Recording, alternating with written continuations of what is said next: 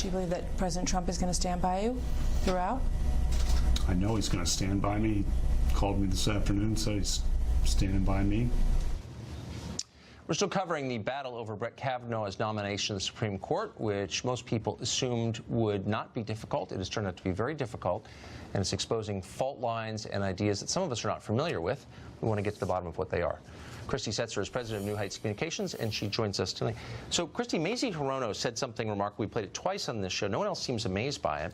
She's a sitting U.S. senator, of course, from Hawaii, and she said that men, all men, are implicated in sexual assault, and women, all women, must be believed because they're women.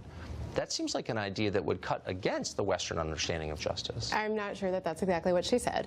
But I do think that there's something particular about crimes of sexual assault and accusations of sexual assault. And that is that it's the one crime, at least that I can think of, in which the presumption, the burden of proof is on the woman to say that she really is a victim. So last year I had my car stolen. When I reported it, I was not asked, well, what did you do wrong to allow your car to be stolen, right? And that's very different from what happens in sexual assault cases. But you were asked questions like, no, did you leave your keys in the car? Mm-hmm. I mean, of course you were. Now, sexual assault is a more delicate issue for obvious reasons. Yes. But do you think that our standards of justice change? In other words, is the burden of proof lower? Yeah. Do you believe in the idea that a person is innocent until proved guilty? We see lawmakers challenging that idea. I do, but again, there's something very particular about cases of sexual assault and rape, which is that, for one thing, the vast majority of women never come forward, and there's lots of reasons for this. One is basically about how difficult it is to get to trial or to get to a conviction. Another reason is just all the issues around shame, and then a final reason is some of the things that are playing out with Kavanaugh, which is peculiar issues around memory when we're talking about traumatic events. So all of that is true, and of course this is a recovered memory, we now know, that came out in psychotherapy. Doesn't mean it's false. Doesn't mean there are a lot of instances where recovered memory was false and innocent people went to prison. It happened quite a bit in the 80s around the satanic abuse ritual scare, as you know. I'm not saying this is like that, but I am saying it means the rest of us have to ask real questions about it. You seem to be suggesting the standards ought to be different, that we should give her the presumption of honesty. Yeah. And that's not how our justice system works, is it? Yeah, I mean, I think it's important for you and for your viewers to know the context of it, which is that there's no more instances of false accusations around, say, rape and similar crimes as there is for any other crime. And I think that we. But I'm not saying. Well, hold on. I'm not saying otherwise. I am saying there is a much higher incidence of false memory in recovered memory cases than in conventional cases. That's true, and it's been looked at extensively by social scientists, and I don't think there's any debate about that. Doesn't mean this is false, but it means that if you want justice, if that's your goal, then you have to ask hard questions. But again, I don't understand. Have we changed the standards or haven't we? We see all these members of Congress saying, he's a man, he's guilty, she's a woman, you must believe for... Again, no one said that, exactly. Actually, here's Richard Blumenthal saying, the onus is on him to prove he's innocent. Right. Is that how our system works? I thought it was the opposite of how it worked. Yeah, again, the reason is because he has said it absolutely didn't happen. Fabrication, right? This isn't a criminal trial, but it is something in which he is asking for a very large promotion to the Supreme Court of the United States, right? So you want somebody who has impeccable character, whose motives absolutely cannot be questioned, and he's given us nothing but doubt throughout these confirmation But hold on, wait, so it's with the principle, leaving Kavanaugh aside, because these are lawmakers. They're the most powerful people in our society. They determine what our laws are by definition. They're saying that the accused has an obligation and has a responsibility to come forward with evidence to rebut the claims.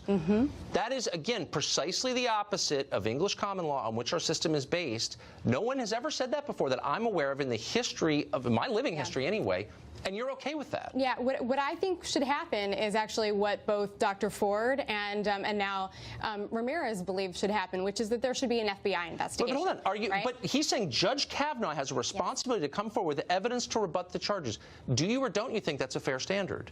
I do think that, yes, if we're going to have this conversation about whether or not these things happened, and he doesn't want an FBI investigation, which, by the way, he does not, then sure, yes, he's going to have to Okay, so if I actually say accuse something you around of something with no physical evidence or eyewitnesses, which is what she has done from 36 years ago, and it's a sex crime that would destroy your reputation and hurt your family, you now have a moral obligation or a responsibility, as Senator from Connecticut says, to rebut that?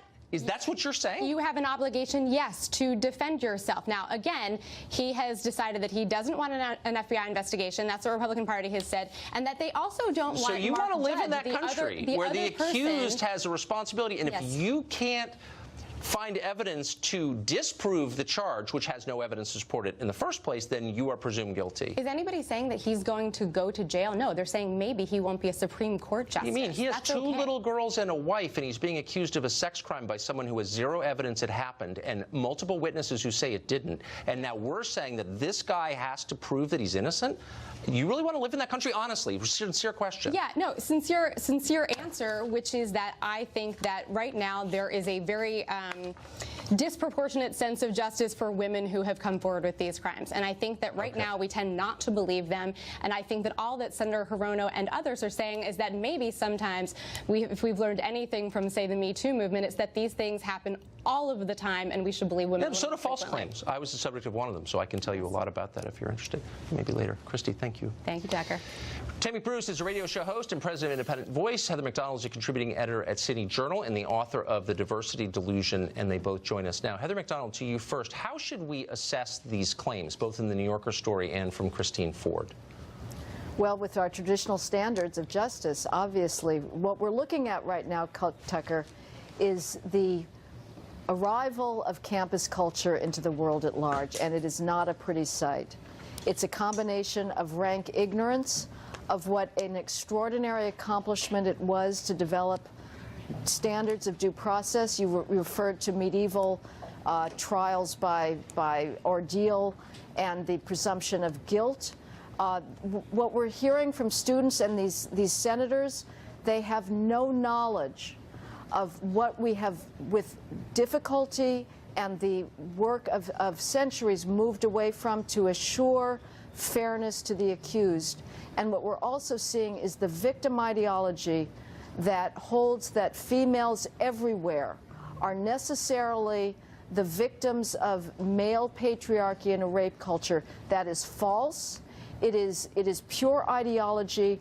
But this type of mass hysteria is the norm on campus, and it has now taken over the world at large. And as you say, we are on a very dangerous, slippery slope towards government oppression and mass injustice. Tammy Bruce, do you agree with that? Yes. Just this interview you just had was shocking. You've got now Brett Kavanaugh effectively being used as a stand-in for all perpetrators. And I think something happened to Ms. Ramirez and Dr. Ford. And they are slotting Judge Kavanaugh into the perpetrator framework. And in the name of women and many who have not ever had justice and have never had closure, and effectively this is what the Democrats are admitting. And what your guest said effectively was that so many women have not been believed or have been heard. And that is unfair, and we've got to fix it, but we're not going to fix it by becoming fascists and by blaming every man and presuming every man is guilty. Americans have to ask themselves a very basic question. Is this fair? Is this a fair framework for everyone involved? The Me Too movement at this point has been hijacked. That was a nonpartisan movement that women could relate to. This is now being used as a weapon. Clearly, it's been weaponized at this point.